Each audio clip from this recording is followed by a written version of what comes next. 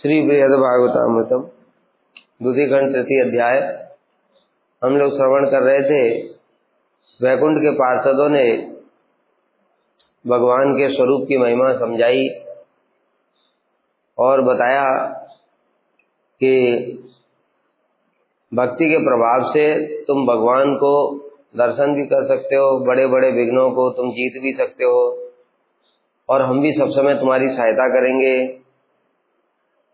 श्री कृष्ण चंद्रस्य महानुकंपा स्माभि स्थिरा त्वयि अवधारितास्ति लीना न साक्षात भगवद दृक्षा तत्तपलोक निवासी वाक्यई। और विशेष कृपा है तुम्हारे ऊपर भगवान की, क्योंकि तुम तपोलोक वासियों के वाक्यों से मोहित नहीं हुए। वो वास्तव में मोहित करने वाले वाक्य ही थे। कारण क्या है कि वो जो बोल रहे हैं वो दिखा भी दिया उन्होंने कि जगत में अगर कोई कुछ बोलता है मैं हाथ में आग प्रकट कर दूंगा, और उसने अगर प्रकट कर दी सबके सामने सारी दुनिया उसके शरणागत हो जाए, सब उसके पैरों में गिर पड़ेंगे। क्यों? क्योंकि जो बोल रहा है उसने करके दिखा दिया। इसी प्रकार तपोलोक वासियों ने कहा कि तुमको भगवान का दर्शन का, ठीक है बैठो ध्यान करो, और ध्यान करा तो उनको दर्शन हो गया। और फिर उन्होंने ध्यान की महिमा भी बताई, जो बता रहे वो कर भी रहे। चतुर्सेन ने उनको कितने सारे स्वरूप दिखा दिए। ये साधारण बात तो नहीं है। ऐसी स्थिति में अगर कृपा नहीं होगी तो उनके साथ ही रह जाएगा कि ये तो झूठ नहीं बोल रहे, ये जो बोलते हैं वो कर भी देते हैं। और जब जब ध्यान लगेगा तब तक उनको दर्शन भी होता था। इस प्रकार से फिर भी वहां फंसे नहीं, ये बहुत बड़ी बात है। क्यों? क्योंकि तुम्हारे ऊपर कृष्ण की महान अनुकंपा है। जब महान अनुकंपा होती है तो ऐसे किसी कारण से, मान लो अपनी इच्छा होने से अथवा किसी संस्कार की वजह से, पुराना कोई संस्कार है, हमने कुछ ज्ञानी योगियों का, कर्मियों का संग किया, तो उनके बीच में हम जाएंगे, जाना ही पड़ेगा, संस्कार है ना वैसे। लेकिन अगर भक्ति उनकी सुकृति अधिक है और भगवान की कृपा है तो उनके बीच में रहते हुए फंसेंगे नहीं हम, ये मुख्य बात है। फिर फंसेंगे नहीं। तो इसलिए भगवान की कृपा थी, इसलिए वो फंसे नहीं उनके बीच में। उनके हृदय में जो लोभ था सब समय भगवान के साक्षात दर्शन करने के लिए, उनकी सेवा करने का, वो बना रहा। ये भगवान की कृपा से। रूपम सत्यम खलु भगवतः सच्चिदानंद सांद्रम योग्यैर्ग्राह्यम भवति कर्णैः सच्चिदानंद रूपम मांसाच्छिभ्याम तदपि घटते तस्य कारुण्य शक्तया सद्यो लब्ध्वा तद उचित गतेर दर्शनम स्वेहया वा। कह रहे हैं भगवान का रूप सच्चिदानंद घन और नित्य परम सत्य है, अतएव उनका रूप उनके अनुरूप इंद्रियों द्वारा ही ग्रहण होता है। सच्चिदानंद रूप घन भगवान का रूप बताने का तात्पर्य क्या है? यहाँ पर दर्शन की बात कर रहे हैं, इसलिए बताया कि भगवान का सच्चिदानंद स्वरूप है। क्योंकि देखो, जो जैसा है वो वैसे ही इंद्रियों से दर्शन हो। जड़ रूप है तो जड़ इंद्रियों से दर्शन हो जाएगा, सच्चिदानंद रूप है तो फिर जड़ इंद्रियों के द्वारा दर्शन संभव ही नहीं है। इसलिए उसके अनुरूप सच्चिदानंद इंद्रियां ही होनी चाहिए, तब जाकर के भगवान का दर्शन संभव है। अगर इंद्रियां जड़ हैं तो उसके द्वारा कभी भी सच्चिदानंद भगवान का दर्शन नहीं हो सकता। अनेक सारे शास्त्र में उदाहरण है। भगवान तो स्वयं ही अर्जुन को बोल रहे हैं, दिव्यम ददामि ते चक्षु पश्चिमे योगमेश्वरम न तुमाम सक्ष्यस्य अनेनैव स्वचक्षुषा। ठीक है, तुम अपने नेत्रों के द्वारा तुम मुझे दर्शन नहीं कर सके। यद्यपि अर्जुन के नेत्र तो सच्चिदानंदमय है, लेकिन होने पर भी नर्वत लीला कर रहे हैं। नर्वत लीला करते हुए जगत के लोगों को शिक्षा दे रहे हैं भगवान कि तुम किसी प्रकार से भी अपने नेत्रों के द्वारा मुझे दर्शन नहीं कर सकते। दिव्यम ददामि ते चक्षु, मैं जब दिव्य चक्षु दे दूंगा तब तुम मुझे दर्शन कर सकते हो। पहला ये। दूसरा, ब्रह्म संहिता प्रेमांजन चरित भक्ति विलोचन संता सदैव हृदय विलोकयन्ति। प्रेमांजन, अंजन कहाँ लगाते? हृदय में। कहाँ लगाते? आंखों में। अब प्रेम रूपी अंजन अगर आंखों में लगा हुआ तो आंखों से भी दर्शन होगा। हृदयेषु विलोकयन्ति ये क्यों बोला गया है बताओ? ध्यान दो। यहाँ अंजन आंखों में लगाते हैं और हृदयेषु विलोकयन्ति कह रहे हैं हृदय में देखते हैं। अरे जब आंखों में अंजन प्रेम रूपी लगा हुआ तो आंखों में भी देखेंगे, देखेंगे कि नहीं? क्योंकि जब भगवान सामने है तब तो नेत्रों से देखेंगे, लेकिन जब भगवान सामने नहीं है तो भी फिर वो, क्योंकि हृदय प्रेम रूपी नेत्रों में प्रेम रूपी अंजन लगा हुआ है तो तब वो हृदय में भी देखेंगे। जैसे मान लो रूप गोस्वामी है, ठीक है, अभी तो भगवान उनके सामने नहीं है, भगवान तो लीला कर रहे हैं। अब उन्होंने हरे कृष्ण महामंत्र जप किया तो कुसुम सरोवर में पहुंच गए। अब वो हृदय में देख रहे हैं ना ये सब, अभी तो आंखों के सामने नहीं देख रहे। लेकिन जब भगवान सामने होंगे तब भी प्रेम रूपी अंजन लगा हुआ तो आंखों से भी दिखाई देंगे। दुर्योधन को नहीं दिखाई देंगे, लेकिन वो दिखाई देना नहीं होता है। मतलब प्रेम रूपी अंजन से ही वास्तविक भगवान का स्वरूप प्रकाशित होता है, ठीक है। और जब वो भगवान सामने नहीं है तो भी सब समय हृदय में दर्शन होगा। संता सदैव हृदयेषु, सब समय हृदय में तब भी उनका दर्शन होगा। तो इस प्रकार से इसको समझना पड़ेगा कि जब प्रेम रूपी अंजन लगाए तो सामने होंगे तो आंखों से भी दिखाई देंगे, दूसरों को दिखाई नहीं देंगे। मान लो कृष्ण खड़े हुए हैं और तो बिलमंगल ठाकुर को दिखाई दे रहे हैं कि नहीं, क्योंकि प्रेम रूपी अंजन। अब बाहर से तो उनकी आंखें नहीं है, सूरदास जी हैं, उनकी आंखों में प्रेम रूपी अंजन लगा हुआ है, इसलिए हृदय में सब समय उनका दर्शन कर रहे हैं, ठीक है। तो अगर सामने है और आंखें भी ठीक हैं तो आंखों से ही दिखाई देंगे। अगर आंखें ठीक नहीं है तो भी हृदय में सब समय भगवान का दर्शन, जैसे होता है बिलमंगल ठाकुर, उनको दिव्य दृष्टि दे दिया। दिव्य दृष्टि का मतलब ये जड़ उसको आपको दिखाई नहीं देगा भगवान, लेकिन फिर भी दिखाई देंगे भगवान, उनकी लीला सब दिखाई देगी। अतएव उनका रूप उनके अनुरूप सच्चिदानंद इंद्रियों द्वारा ही ग्रहण। नेत्र उनके सच्चिदानंदमय। सूरदास जी के बाहर से नेत्र तो दिखाई दे रहा है कि नहीं है जड़ जगत की दृष्टि से, लेकिन वो नेत्र कहते हैं सच्चिदानंदमय। सच्चिदानंदमय अब जड़ वस्तु को नहीं देख रहे वो। जब वो चलेंगे तो उनको कुछ दिखाई नहीं दे रहा, सामने दीवार आ गई तो टकरा जाएंगे, लेकिन सामने कृष्ण आएंगे तो दिख जाएंगे। समझ गए? क्यों? प्रेम रूपी अंजन लगा हुआ। क्या अद्भुत बात है। देखो हमारा उल्टा है, हमको दीवार दिखाई दे रही है लेकिन वहां कृष्ण खड़े वो नहीं दिखाई दे। यही सच्चिदानंदमय इंद्रिय। इसलिए अर्जुन को दिखाई नहीं दे, दुर्योधन को दिखाई नहीं देते हैं, सामने ही खड़े हैं, खड़े होने पर भी दिखाई कहां दे रहे हो, उसकी इंद्रियां जड़ है।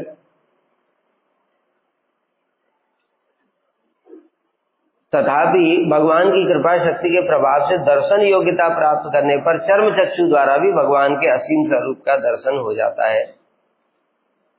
अब यद्यपि सच्चिदानंद इंद्रियों द्वारा ही भगवान का दर्शन होता है, सच्चिदानंद इंद्रियां पार्षदों की होती हैं, प्रेम अवस्था वाले, लेकिन कह रहे हैं साधक के, किसी साधक कोई अगर भजन कर रहा है और भगवान की इच्छा हुई कृपा करने की, तो भगवान की कृपा शक्ति के प्रभाव से वो चर्म चक्षु जो है उनके द्वारा भी वो दर्शन कर लेगा। क्यों? भगवान की कर्तुम अकर्तुम अन्यथा कर्तुम, भगवान सर्वशक्तिमान है, उनके लिए कोई रिस्ट्रिक्शन नहीं है। वो जड़ को भी चिन्मय कर सकते हैं, चिन्मय को भी जड़ कर सकते हैं। अगर ऐसा नहीं कर सकते तो भगवान ही कैसे? इसलिए ऐसा समझना चाहिए कि भगवान की कृपा शक्ति के प्रभाव से दर्शन योग्यता प्राप्त कर। दर्शन योग्यता मतलब क्या है? कृपा शक्ति ही दर्शन की योग्यता है। कृपा शक्ति का संचार कर दिया भगवान ने, मतलब भगवान ने इच्छा कर दी मैं इसको दर्शन देना चाहता हूं। ये इच्छा, भगवान की इच्छा से ही सब कुछ होता है, क्योंकि भगवान की इच्छा जड़ नहीं है, भगवान की इच्छा चिन्मय। कारणोदशाई क्या करते हैं? इच्छा ही तो करते हैं।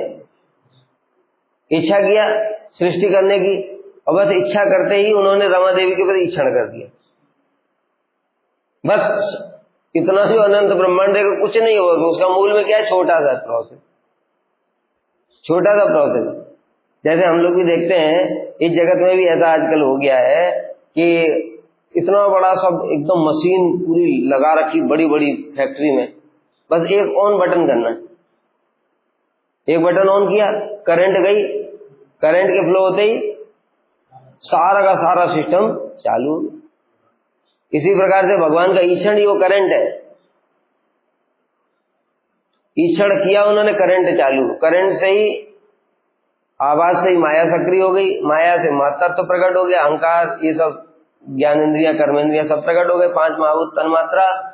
ब्रह्मा जी ने सृष्टि करना प्रारंभ कर दिया, ब्रह्मांड पे ब्रह्मांड, इतने अनंत ब्रह्मांड प्रकट हो गए।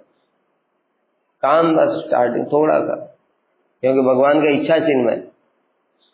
उसी प्रकार से यहाँ भी कृपा शक्ति, कृपा शक्ति मतलब क्या है? वही है, भगवान ने देखा साधक को, कृपा कर दिया उसके ऊपर, चलो मैं इसको दर्शन दे देता, ये इच्छा ही उनकी कृपा शक्ति है। और बस इसी इच्छा से ही सब कुछ हो जाएगा। अब उसकी चर्म चक्षुओं से ही भगवान के दर्शन भी हो जाएंगे, योग्यता भी आ जाएगी, सब कुछ हो जाएगा भाई। इसीलिए तो बिलमंगल को दर्शन हुआ, नहीं तो कैसे दर्शन हो जाता। रूपम इत्यादि 2 श्लोकों द्वारा प्रथमतः पिप्पलायन द्वारा उस मत को कह रहे हैं कि यद्यपि भगवान का रूप सच्चिदानंद घन नित्य है, तथा वह स्वरूप सच्चिदानंद अनूप इंद्रियों द्वारा ही ग्रहण होता है। पिप्पलायन ने ऐसा बोला था। तथापि चर्म चक्षु द्वारा भी उनके दर्शन की क्रिया संगठित होती है। वो कह रहे थे तो तुम्हारे चर्म चक्षुओं से दर्शन कैसे होगा? पिप्पलायन ये बोल रहे थे, उनका तो सच्चिदानंदमय रूप है। तो उसका खंडन कर रहे हैं पार्षद लोग कि चर्म चक्षुओं से भी दर्शन होता है। उन लोगों ने बोल दिया चर्म चक्षुओं से दर्शन नहीं हो सकता। पार्षद क्या कह रहे हैं? चर्म चक्षुओं से भी दर्शन होगा। कारण है भगवान की करुणा शक्ति। करुणा शक्ति के प्रभाव से उनका दर्शन करने के योग सच्चिदानंद स्वरूप प्राप्त होता है, अथवा उनके सच्चिदानंद स्वरूप को ग्रहण करने की ज्ञान शक्ति प्राप्त करने से वही चर्म चक्षु भगवान के दर्शन के योग्य हो जाते हैं। इसलिए चर्म नेत्रों की चेष्टा द्वारा भी भगवान के रूप का साक्षात दर्शन संगठित होता है, किंतु कृपा शक्ति रहित नेत्रों द्वारा कभी संभव नहीं। चर्म चक्षु हैं लेकिन उनके अंदर कृपा शक्ति नहीं है, तो अब कभी दर्शन नहीं होगा। और चर्म चक्षुओं में कृपा शक्ति संचरित हो गई, संजय को भी दिख रहे हैं। व्यास जी ने उनको दिव्य दृष्टि दे दी। दिव्य दृष्टि क्या है? वो कृपा शक्ति तो है, क्योंकि व्यास जी भी सत्यावेश अवतार है, उनके अंदर शक्ति है। जब तक भगवान की शक्ति उनके अंदर है तब तक वो शक्ति को दूसरों को भी दे सकते हैं। वो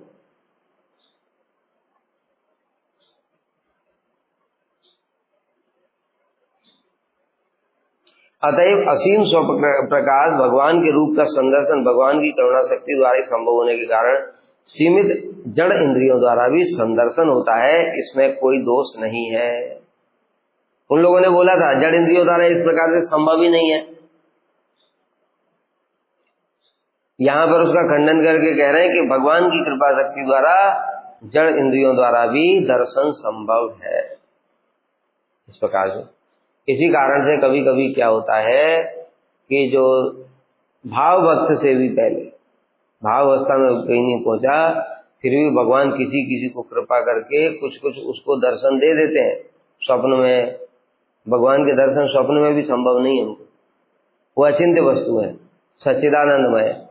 हमारा मन जड़ है, बुद्धि जड़ है, सूक्ष्म शरीर जड़ है ना, तो जड़ शरीर में सच्चिदानंद वस्तु कैसे आ सकती है? लेकिन वो कभी कभी दे देते। कभी कभी किसी किसी भक्त को ऐसा भी देखा जाता है कि वो कहते हैं कि हमको दर्शन हुआ, लेकिन वो वाला दर्शन भाव अवस्था वाला नहीं हो सकता, क्योंकि अगर वो दर्शन होता तो फिर और संसार में फिर प्राण धारण नहीं कर पाते नारद जी की तरह।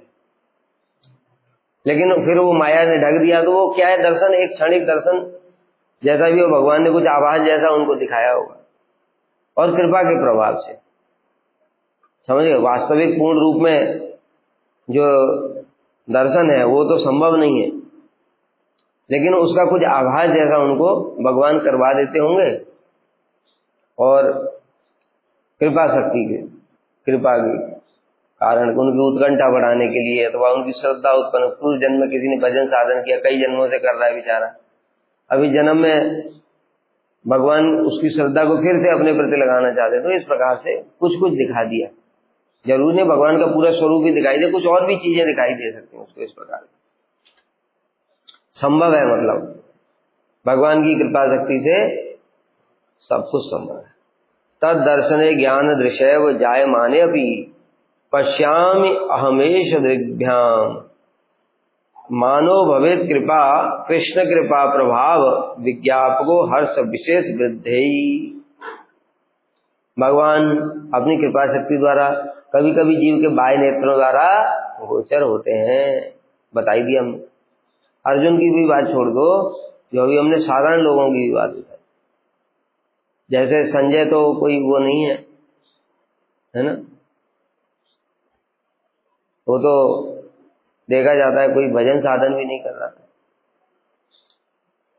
लेकिन उसको भी व्यास जी ने कृपा शक्ति दे करके दिव्य दृष्टि प्रदान कर। लो अर्जुन इत्यादि तो पार्षद है, चलो परिकर है वो तो भगवान के, और संजय का क्या है।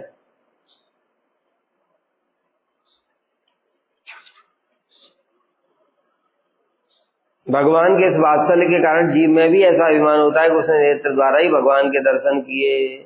अब जब हमको भगवान के दर्शन हो गए आंखों से, तो अब हमारा अभिमान क्या रहेगा।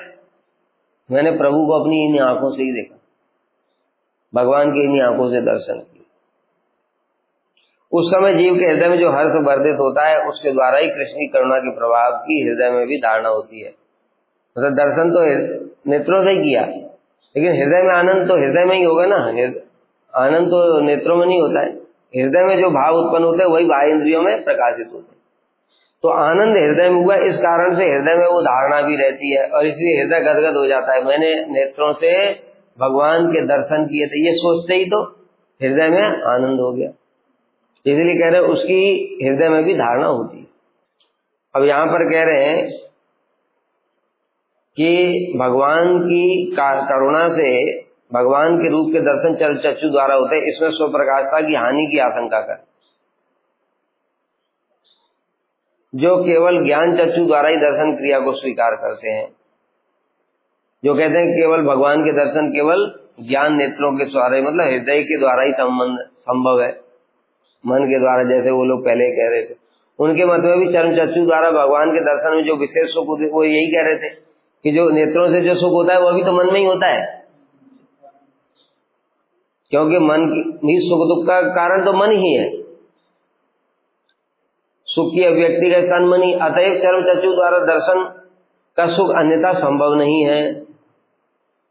अथवा भगवान का दर्शन अत्यंत असंभव मानकर दर्शन का प्रकार श्री कृष्ण की कारुण्य शक्ति के प्रभाव से दृष्टा अभिमान करता, अहो मैं दोनों नेत्रों के द्वारा परम दुर्लभ भगवान का दर्शन कर रहा हूं। ये इस प्रकार से जो भक्त हैं उनका अभिमान रहता है। मैं अपने जैसे अर्जुन है, अब अर्जुन थोड़ी सोच रहे हैं मैं मन के द्वारा दर्शन कर रहा हूं। किसके द्वारा दर्शन कर रहे हैं? आंखों से दर्शन कर रहे हैं, साक्षात दर्शन कर रहे हैं।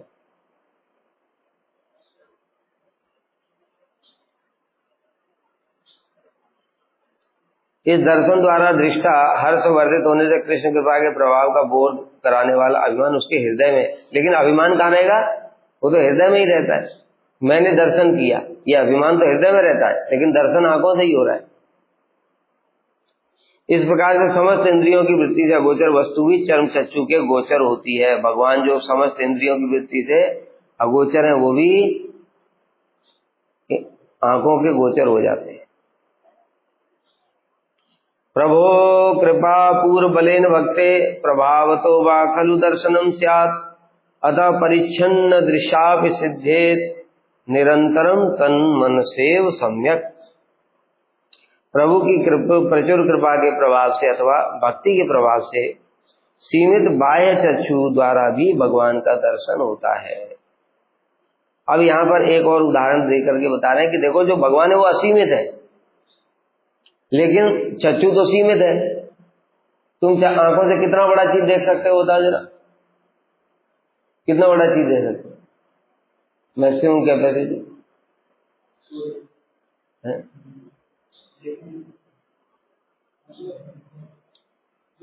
अरे तुम 2 किलोमीटर छोड़ो, एक 5 फुट के आदमी को भी पूरा आंखों से नहीं देख सकते।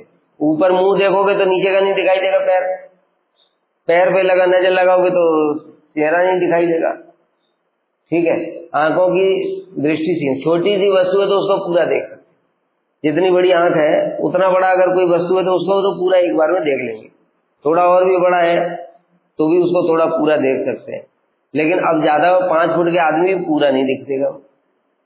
अब भगवान कैसे? असीमित। जब अर्जुन ने देखा तो देखा कि भैया उन तो अनंत ब्रह्मांड है उनके अंदर,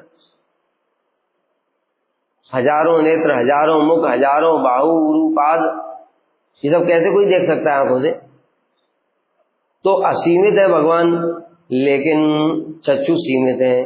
लेकिन वो सीमित चक्षुओं में भी भगवान की कृपा शक्ति अगर संचरित हो जाए तो उनके अंदर असीमित वस्तु को देखने की भी योग्यता आ जाती है। मान लो दूसरा ये खंडन कर देंगे ना ज्ञानी वाले कि भाई तुम फिर ये चलो मान लिया ये चक्षु से देख सकते हो कृपा शक्ति के प्रभाव, लेकिन भगवान तो असीमित है, तो इसलिए उसका भी खंडन करें कि असीमित है, इसलिए जो जब भगवान की कृपा शक्ति होती तो असीमित वस्तु को भी सीमित वस्तु के द्वारा भी देख सकता है। चक्षुओं के अंदर वो शक्ति आ जाएगी कि वो असीमित वस्तु को भी, क्योंकि मुख्य बात है भगवान की इच्छा। भगवान ने इच्छा किया मैं दिख जाऊं, भगवान ने जब तक इच्छा नहीं की कि मैं बंध जाऊं तब तक बंधे ही नहीं। कितनी रस्सियां बढ़ती चली जा रही, सारी रस्सियां बढ़ती चली जा रही, घर में क्या मतलब किलोमीटर लंबी रस्सी हो गई होगी, ठीक है, और भगवान का शरीर सीमित ही दिखाई दे रहा है। रस्सी किलोमीटर लंबी हो गई, लेकिन किलोमीटर लंबी रस्सी भी वो 12 अंगुल के कमर को बांध नहीं पाई। क्यों? भगवान की इच्छा नहीं है। और जैसे ही भगवान ने इच्छा करी मैं बंध जाऊं तो छोटी सी रस्सी में ही बंध गए। तो मुख्य बात यहां पर क्या है? जो करुणा शक्ति की बात हम लोग कर रहे हैं कि करुणा शक्ति ने ये क्या कर, अरे वो करुणा शक्ति क्या है? वो भगवान की इच्छा से चलेगी। वो करुणा शक्ति तो भगवान की अनंत शक्तियां है, लेकिन वो शक्ति निर्भर किस पर है? वो सारी शक्तियां भगवान की इच्छा पर ही निर्भर है। भगवान जैसी भगवान इच्छा कर रहे मैं नहीं बंधूं, ऐश्वर्य शक्ति प्रकाशित हो गई, तो वो कब क्यों प्रकाशित हुई? इच्छा से। भगवान ने चाहा कि बंध जाऊं तो ऐश्वर्य शक्ति अंतर्धान हो गई, करुणा शक्ति आ गई। अल्टीमेटली सब कुछ कृष्ण की इच्छा ही है, बस इच्छा ही बलवान। इसलिए जैसे यहाँ दाम बंधन लीला में देखा जा रहा है कि वही सीमित जैसा दिखने वाला शरीर वो ऐसी असीमित रस्सियों से भी बंधा नहीं, और फिर वही एक छोटी सी सीमित रस्सी से ही असीमित शरीर बन गया। ठीक है कि नहीं? विपरीत चीजें हो गई। उसी प्रकार से सीमित नेत्रों के द्वारा भी असीमित भगवान का दर्शन संभव है करुणा शक्ति से। और वह दर्शन भी मानस नेत्रों की भांति निरंतर और बदी भांति होता है। कहते आंखों में बाधा आ जाएगी, कहते कोई बाधा नहीं आएगी। जब भगवान का दर्शन होगा तब भी जैसे मन में होता है मानस नेत्रों की भांति, इसलिए कहते मन में निरंतर स्फूर्ति होती रहती है, जैसे लीला चलती रहती है, ऐसे नेत्रों के द्वारा भी निरंतर होता है। खुले नेत्रों के द्वारा भी उनको भी भक्तों को दर्शन होता है। अब हमने तो ऐसा किया नहीं तो अभी हमको अनुभूति नहीं है। श्री सनातन गोस्वामी जो लिख रहे हैं वो सब सत्य है, उसमें संदेह की कोई गुंजाइश ही नहीं। देखो यहाँ पर कह रहे हैं यदि आपत्ति हो कि सहज ही मन में जब दर्शन होता है तो भगवान का तिरोधान तो कुछ जैसी कोई चीज नहीं। मान लो आंखों के सामने है भगवान, एकदम से अंतर्धान हो गए तो नेत्रों में ये व्यवधान उत्पन्न हो गया, लेकिन मन में क्या है? तुम मन में दर्शन कर रहे थे तो तुम जब तक ध्यान लगा के बैठे तब तक निरंतर दर्शन होता रहेगा, वहां कोई व्यवधान नहीं है। ये उन्होंने लॉजिक दिया, एक एक लॉजिक को खंडन कर रहे हैं। वहां जो इतनी कहानियां उन्होंने सुनाई थी ना, तो पलायन इत्यादि तपोलोक में जितनी सब सारे, क्योंकि जरूरी है ये, नहीं तो ज्ञानी लोग उन्हीं में से किसी एक लॉजिक को लेकर के हमारे ऊपर चढ़ जाते। इसलिए पार्षद जानते ही ये भविष्य में क्या कर सकते हैं, इसलिए पार्षदों ने एक एक बात को पकड़ कर खंडन के, एक एक बात को ले लेकर के कहीं रह ना जाए कुछ, इसलिए ये भी थोड़ा लंबा चल रहा है। यदि आपत्ति हो कि सहज ही अति सीमित वृत्ति से युक्त क्षुद्र आकार वाली चक्षु इंद्रिय द्वारा भगवान का दर्शन होने पर, मान लो ठीक है, भगवान की कृपा से दर्शन हो गया, कभी कभी उस दर्शन में प्रभु का तिरोधान रूपी व्यवधान हो जाता है, भगवान अंतर्धान हो गए, अब क्या करूं, आंखों से अब तो दर्शन नहीं होगा, अब तो ध्यान में ही लगाना पड़ेगा। किंतु परम सूक्ष्म शक्ति से युक्त व्यापक मन द्वारा जो भगवान के दर्शन तथा सुख प्राप्त होता है वह समस्त प्रकार से निर्विघ्न होता है। यही बता दिया हमने। कोई ऐसा कहे तो कि आंखों से तो दर्शन में बाधा उत्पन्न हो गई, लेकिन मन से तो कोई बाधा उत्पन्न नहीं हो रही। इस प्रकार की आशंका के निराकरण के लिए पलायन द्वारा उक्त मत के उपसंहार में इसको खंडन करते हुए बता रहे, प्रभु की कृपा के बिना प्रभु के दर्शन नहीं होते। बेटा, जो तुम मन में देख रहे थे वो क्या तुम्हारे पिताजी ने इतनी शक्ति दी थी? तुम क्या अपनी इच्छा से मन में उनको देख रहे थे? मन में जो तुमने कह दिया निरंतर चल रहा था, हमारा तो कंटिन्यूअस वीडियो चल रहा था, तो वो वीडियो उनकी इच्छा से ही चल रहा है। तो जब वो इच्छा करेंगे तो तुम्हारी आंखों में भी वो वीडियो चलेगा। समझ गए? आंखों से भी तुम ऐसे मन की भांति निरंतर देखोगे। जो सिक्की माइती माधवी देवी और एक और भाई थे, दो भाई एक बहन थे, मुरारी माइती, सिक्की माइती, मुरारी माइती, माधवी देवी, ये दो भाई एक बहन थे। जो सिक्की माइती थे ये पहले मानते नहीं थे कि महाप्रभु भगवान, ठीक है, तो माधवी देवी मुरारी माइती इनको बार बार बोलते थे महाप्रभु भगवान। एक दिन वो स्वप्न में दर्शन किया, महाप्रभु दर्शन किया महाप्रभु का। महाप्रभु जगन्नाथ जी के सामने नृत्य कर रहे हैं, नृत्य करते करते महाप्रभु जगन्नाथ जी के विग्रह में समा गए। फिर उसके बाद वहां से बाहर निकल आए, फिर बाहर आके फिर नृत्य कर रहे हैं, ऐसे कई बार अंदर बाहर जा रहे हैं। एकदम से उनकी नींद खुली।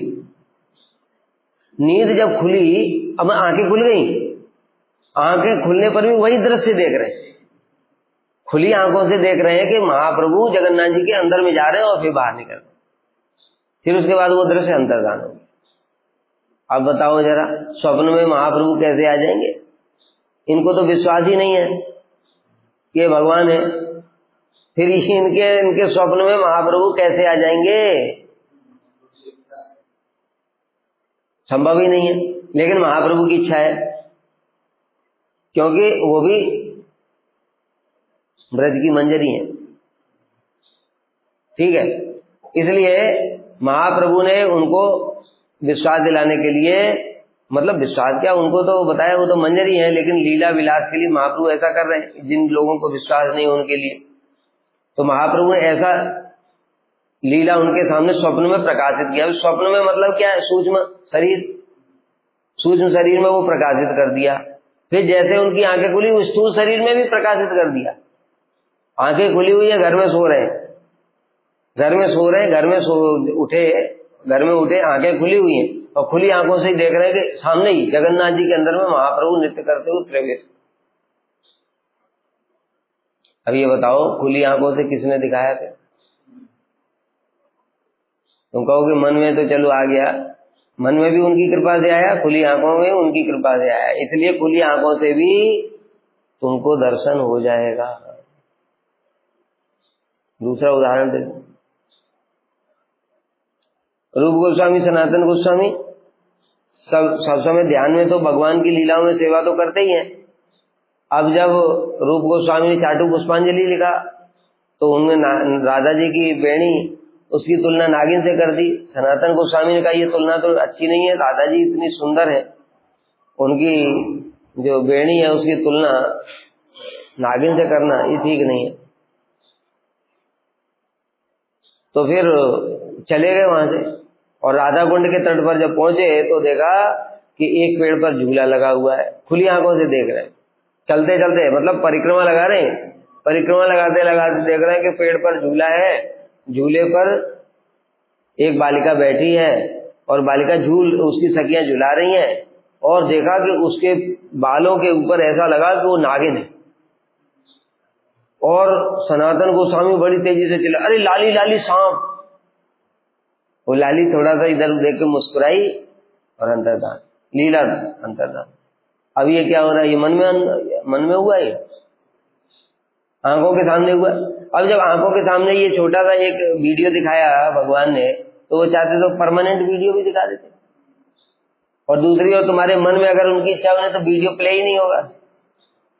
परमानेंट नित्य क्या होगा? निरंतर क्या होगा? कंटिन्यूअस प्ले ही नहीं होगा। तुम लगा करके बैठे हो।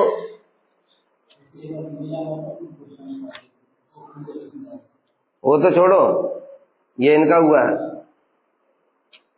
जो बाबा जी जो भजन करते थे ब्रज में, उनका ऐसा ही तो हुआ। भगवान की इच्छा से उनको अष्टकाली लीला दर्शन होती है। जब उन्होंने द्वारका जाने की इच्छा करी, द्वारका हो आए। अब हो करके जब लौट करके अब ध्यान लगा, वही बाबा जी है, वही ध्यान है, वही सब कुछ वही है। माला क्या बदल गई क्या? सब कुछ वही है, लेकिन अब कृष्ण की इच्छा नहीं है। क्योंकि तुम द्वारका क्यों गए? इसलिए भगवान ने उनको विरह उत्पन्न कराने के लिए लीला अंतर्धान कर दी। अब दर्शन ही नहीं हो रहा है। वो कहाँ अष्टकालीन पूरी लीला चिंतन। अष्टकालीन मतलब सुबह से रात तक सब चिंतन कंटिन्यूअस वीडियो चल रहे थे, सारे वीडियो बंद हो गए। अब विरह में फिर शरीर ही त्याग दिया। तो कहने का मतलब क्या है? ये जो तुम्हारा वीडियो प्ले हो रहा था वो कृष्ण की इच्छा थी। अब उनकी इच्छा नहीं है तो नहीं प्ले होगा। तो मन में भी तुम्हारे पिताजी की इतनी शक्ति नहीं है कि तुम उसको प्ले कर लोगे जबरदस्ती। यद्यपि समाधि सु विधिरपि पश्य। अरे ब्रह्मा जी नहीं देख पा रहे, हमारे आदि गुरु हैं, वो साधारण थोड़ी है। उनकी इतनी शक्ति 14 लोगों के ब्रह्मांड को कंट्रोल कर रहे हैं। हमारे मठ में 2-4 लोग होते हैं, उनको हम कंट्रोल नहीं कर पा रहे। हमारे उस दिन प्राण सूख जाते। तो इतने बड़े ब्रह्मांड को चला रहे, इतनी शक्ति है उनकी, भक्ति भी है, भगवान के प्रिय भी है। भगवान ने उनको दर्शन दिया, भगवान ने उनको अपना धाम दिखाया है। और वो यद्यपि समाधि सुविद्रपि पश्य, समाधि मतलब वही मन में भी नहीं दर्शन होता है भगवान। मन की बात छोड़ो, फिर वहां जब क्षीर सागर के तट पर जाते वहां भी दर्शन नहीं देते भगवान, खाली एक अनाउंसमेंट सुनाई देता है उनको। और तुम इतने बड़े हो गए कि ब्रह्मा जी से भी ज्यादा कि तुम अपने मन में तुम दर्शन कर लोगे भगवान का। तो भैया सीधी सी बात ये कहने का कि देखो, वो जो मन में तुम्हारे हो रहा है वो भी भगवान की इच्छा से हो रहा है। ठीक है, उन्होंने कृपा करी तो मन में हो रहा है। अब वो कृपा करें तो आंखों में भी हो जाएगा। अभी जितने सारे उदाहरण दिए, तो इसलिए नेत्रों द्वारा भी कोई बाधा नहीं होगी। जो गोपियां वर्णन कर रही हैं वो तो खुली आंखों से ही वर्णन कर रही है ना। धन्या स्व मूढ़मतयो हरण नेताया, उनको लीला प्ले हो रही है। ये वो कोई कल्पना नहीं कर रही है। है बात समझ में? वो सारी की सारी वो बस उन्होंने वृंदावनम सखी वो वितनोति कीर्तन, ये सब एक श्लोक एक के बाद एक जो चल रहे हैं वो सब लीला प्ले हो रही है। पूर्णा पुलिंद उर्गाय पदाब्दिराय, इस प्रकार से गावश्यक कृष्ण मुख निर्गत वेणु की कैसे वर्णन कर रहे हैं? वीडियो देख रही है खुली आंखों से, सब चल रहा है उनकी आंखों से और वो वर्णन करती है। तो खुली आंखों से उनका तो सब कुछ हो रहा है। तो मतलब क्या? सब कुछ कृष्ण की इच्छा ही है। तो इसलिए जब कृष्ण की इच्छा से मन में अवतरित हो सकती है लीला, उनका रूप, तो कृष्ण की इच्छा से नेत्रों में भी निरंतर अवतरित हो सकती है, उसमें कोई बाधा नहीं। अब पिप्पलायन का खंडन कर दिया। बताओ क्या ग्रंथ लिखा है सनातन गोसाई पाद जी। दुनिया में तो जितने कर्मी ज्ञानी हो, जितना कॉन्सेप्ट विचार लेकर के बैठे हैं, वो सबका सब यहाँ सब वर्णन किया पहले लोगों ने, और उसके बाद में भक्तों के माध्यम से सब एक एक चीज पकड़ पकड़ करके खंडन किया। ऐसे ही प्रथम उसमें भी देखो, तभी गुरुजी कहते थे ये बात को, अभी थोड़ा थोड़ा समझ में आ रही है। अभी तो पूरा क्या समझ में आएगी, थोड़ा सा तो समझ में आ गया है। पहले खंड में भी ऐसा ही था, भक्ति ये आपकी बड़ी भक्ति है। कैसे उन्होंने खुद ही खंडन किया, मेरी भक्ति नहीं है। देखो फिर जो प्रमाण दिए तब समझ आ रही है, आप सच में तो भक्ति नहीं है। सारी दुनिया कहती है इंद्र को भगवान ने कृपा कर दी, बलि को छल लिया, ये तो धोखेबाज हैं। इंद्र खुद कह रहा है अरे क्या धोखेबाज हैं, धोखेबाज तो है, लेकिन हमको धोखा दिया था, बलि को नहीं दिया उन्होंने, उसके ऊपर कृपा करी थी, तो वो उसको इंद्र को बाद में समझ में आई। ठीक है, तो ऐसे करके पूरा प्रथम खंड में यही था, मतलब इंद्र के बाद ब्रह्मा, उसके बाद और भी शिव जी, उसके बाद प्रहलाद, हनुमान जी, सब कुछ। तो ये सब जो विचार है ये हमारे कहाँ बिल्कुल अचिंतनीय है। तभी तो महाप्रभु ने ऐसे ही नहीं बोला, तो सनातन तुम्हारे माध्यम से मुझे, तुम्हारा शरीर मेरा है, मुझे बहुत कुछ करना है इसमें। क्या अद्भुत देखो ग्रंथ प्रकाशित किया, ग्रंथ नहीं चमत्कार है पूरा।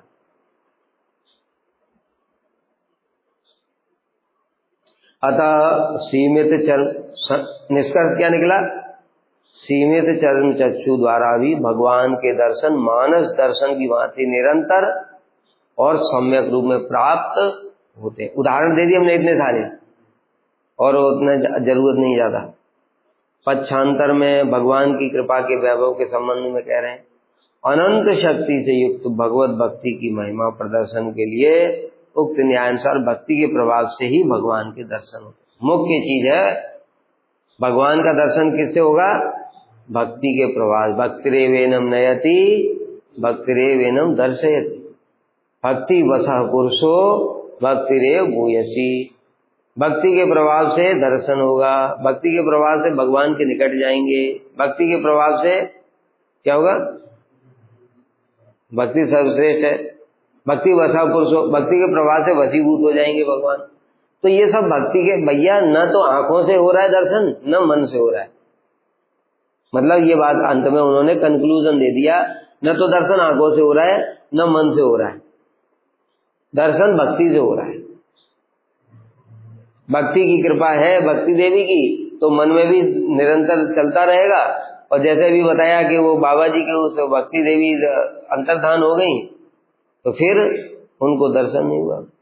वही सब कुछ है। और भक्ति देवी कृपा करेंगी तो फिर से दर्शन आंखों से भी हो जाएगा। मुख्य है। अतः सीमित चक्षु इंद्रिय द्वारा भी व्यापक और सूक्ष्म वृत्ति से युक्त मानस दर्शन के समान ही निर्विघ्न रूप में समस्त अंगों के लावण्य आदि का दर्शन होता है। जैसे गोपियां कृष्ण के लावण्य का नेत्रों से ही तो दर्शन करें। वो कौन सा समाधि लगा, जब कृष्ण सामने खड़े आंख बंद कर लिया, मैं समाधि में देखूं, ऐसा होता है? नेत्रों से ही दर्शन करती कि नहीं सब समय? उल्टा वो क्या कहती हैं, अरे विधाता को सृष्टि करना नहीं आता, दो ही नेत्र दिए, उसमें भी पलक दे दिया, ये बाधा उत्पन्न क्यों कर रहा है? ये पलक, विधाता को सृष्टि करना ही नहीं आता है। इस प्रकार से जो दर्शन है गोपियों को कैसे हो रहा है? वो आंखों से ही हो, सब समय आंखों से ही दर्शन करती है। वो तो मन से करना ही नहीं चाहती। उद्धव जी तो यही कह रहे थे, तुम अपने हृदय में देखो, वो तो सबके हृदय में। गोपियों ने कहा हृदय में क्या देखे, हम तो उनको भूलना चाहती, भूल नहीं पा रहे। उद्धव जी परेशान हो गए सुनकर। इसी प्रकार से महाप्रभु को देखो, महाप्रभु जगन्नाथ जी के दर्शन करते थे, भक्त लोग परिक्रमा लगा रहे हैं, तो महाप्रभु कह रहे हैं कि मैं तो मुख को छोड़ करके कुछ और कर ही नहीं पाता हूं। तो भक्तों ने हाथ जोड़, प्रभु आपके जैसा तो भाव हमारा नहीं हो सकता। उनको तो दर्शन में इतना आनंद हो रहा है, दर्शन क्या समाधि में लगा कर बैठे हुए महाप्रभु, नेत्रों के द्वारा ही दर्शन कर रहे हैं। प्रतिमा नहीं, तुम्ही साक्षात ब्रजेंद्र नंदन। अब साक्षात ब्रजेंद्र नंदन का उनको दर्शन हो, इतना रसास्वादन हो रहा है, तो फिर वो परिक्रमा कैसे कर पाएंगे बताओ? परिक्रमा तो हम लोग करते हैं तो कुछ दर्शन नहीं हो रहा है, तो हमारे दर्शन भी समान, क्योंकि ठाकुर जी के सामने जब खड़े तो भी दर्शन नहीं हो रहा है, पत्थर दिख रहा है, और परिक्रमा कर रहे हैं तो भी दर्शन नहीं हो रहा है। तो हम लोग सारे अंग पालन करते हैं, महाप्रभु कैसे कर पाएंगे, गोपियां कैसे कर पाएंगे परिक्रमा? उनके लिए तो संभव ही नहीं, क्योंकि उनको नेत्रों के द्वारा ही दर्शन होता है।